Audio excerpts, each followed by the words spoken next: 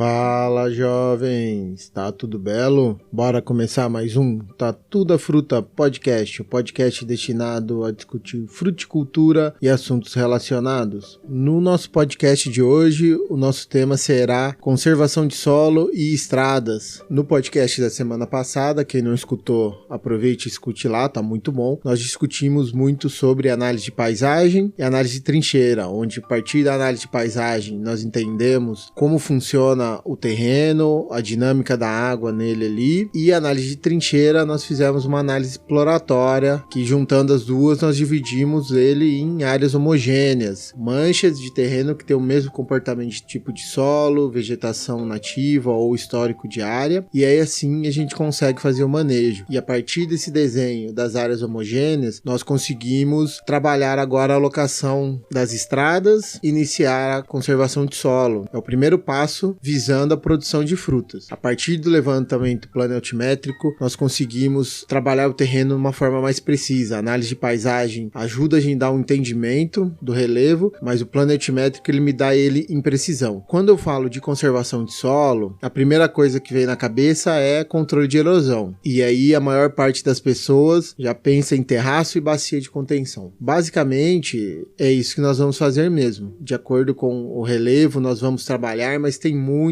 outras estruturas que nós podemos trabalhar para conservar esse solo. E as estradas são uma delas. É muito importante eu alocar bem as estradas, porque toda a conservação de solo vai depender dela. Uma estrada, depois de construída, ela é uma área que impermeabiliza. Por mais que eu vou fazer ela de terra, ela vai impermeabilizar. Então ela vai gerar água para o nosso ambiente, vai jogar água para dentro do plantio. E eu tenho que fazer essa água infiltrar. Por isso que a gente sempre faz junto a alocação de estradas, carreadores, né, com a conservação de solo. Então o primeiro passo, dividir a área homogênea, eu vou alocar estradas, carreadores e caminhos. Estrada são as vias principais dentro da propriedade, onde nós vamos transitar com maquinário pesado, os caminhões. Os carreadores dão acesso à parte interna do plantio. Tá bom? Os caminhos são coisas um pouco menores. Uma grande característica das estradas é que elas devem ser elevadas, a gente está acima do nível do solo. Já significa que nós vamos trazer material para fazer essa estrada. Ela sempre começa com um material mais resistente no subleito, então a gente vai estourar a estrada, vai trazer um material grosseiro, uma pedra grosseira, que é ela que aguenta peso. Vai fazer isso, nivela, vem com um material mais fino e nivela para fazer o leito da estrada. Então ela sempre vai estar mais alta, justamente para não ter empossamento. De preferência, está baulada, isso significa que o meio é mais alto que as laterais, e toda a estrada vai ter um ponto de captação de água. Se ela é feita para não acumular água e jogar água para fora, eu preciso capturar essa água e fazer infiltrar, tá certo? Então por isso que a gente sempre trabalha estrada e conservação de solo junto.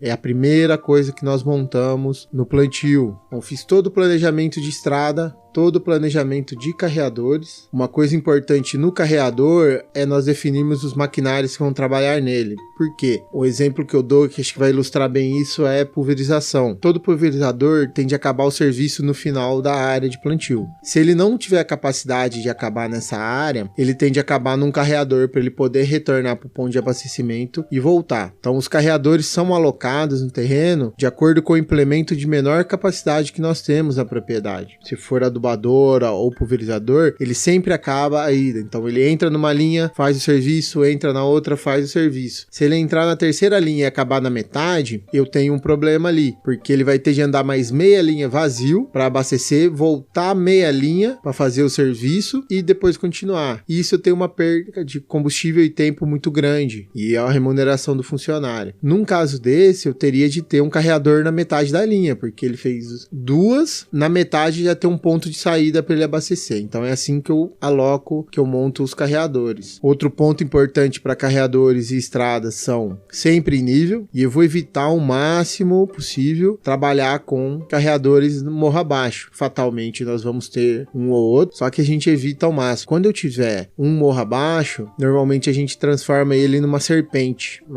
ondulada. Então eu vou serpentear a estrada, o carreador, né, mais a estrada, o carreador é difícil por causa do meio do plantio, para ela ter pontos que eu consigo coletar água ao longo dela e ela sempre vai estar ondulada, ou seja, sempre com altos e baixos da estrada, que é onde na parte alta a água vai acumular e sair para a lateral, numa bacia de contenção, por exemplo. A partir que eu montei isso aí, eu começo a trabalhar com as estruturas de conservação de solo e água, né? Que na grande maioria das vezes vamos trabalhar com terraços e bacias. Então, o terraço é uma elevação de terra, né? Uma definição bem básica, que é feita para infiltrar a água, né? Ela acumula a água que vem da enxurrada e desce. Então, como que a gente faz o cálculo das distâncias e da altura do terraço, né? Eu vou ver a área que ele vai captar a água. Por exemplo, eu tenho uma área de 100 metros quadrados ali na cabeceira. Então, 100 metros quadrados, se vier uma chuva de 100 milímetros, né? 1 milímetro significa 1 litro por metro quadrado. Uma chuva de 100 milímetros é 100 litros de metro quadrado. Se eu não errei nas contas aqui, uma chuva de 100 milímetros e 100 metros quadrados, eu tenho 10 mil litros de água, ou 10 metros cúbicos. Onde que eu vou segurar tudo isso? O terraço que nós vamos construir, ou a bacia de contenção, tem que ter capacidade para armazenar esses 10 mil litros de água, esses 10 metros cúbicos. E eu sempre começo a montar as estruturas de conservação de solo da cabeceira, né, do topo da área, e vou descendo. Por quê? Toda a erosão começa lá em cima. A parte de cima do terreno é uma parte que deve infiltrar água sempre, sempre. Ela não pode deixar escorrer, porque se ela começa a escorrer lá, à medida que vai chegando no meio do terreno, ela vai pegando velocidade, junta com a água que é captada ali, e ela pega força e forma enxurrada. Então eu monto esse terraço, tem algumas formulinhas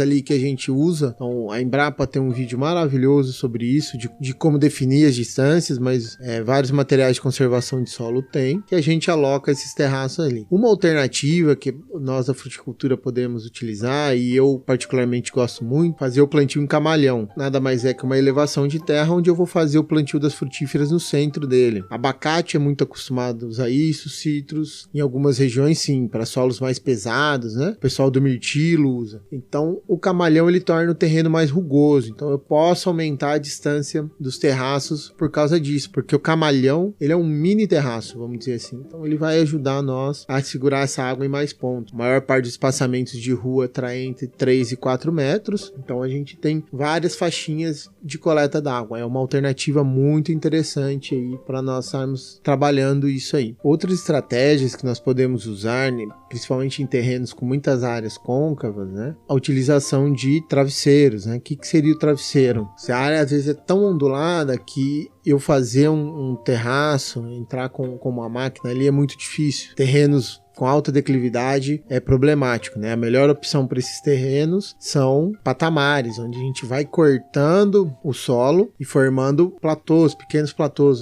Vamos transformar o terreno numa escada. Ele é um pouco caro no início, mas ele funciona muito bem. E ele se paga muito rápido com a condição que ele vai dar de plantabilidade e manejo. Mas os travesseiros, eles são usados quando a gente não tem condição de fazer um patamar e eu preciso segurar essa água que acumula na concavidade, né? Que são elevações de terra que vão segurar a água nos pontos. Isso ajuda muito, principalmente a recuperar e proteger nascentes, áreas a gente que não vai usar, mas facilita demais nossa vida. Por hoje é só. A ideia hoje foi dar um geral de conservação de solo e estrada, né? A primeira coisa que nós fazemos antes de implantar a frutífera, de começar qualquer coisa. Siga o Tatu no Instagram, Facebook, LinkedIn. Escute o nosso podcast em qualquer um dos agregadores, indique ele para o amiguinho que quer começar na fruticultura. E abraço, até semana que vem.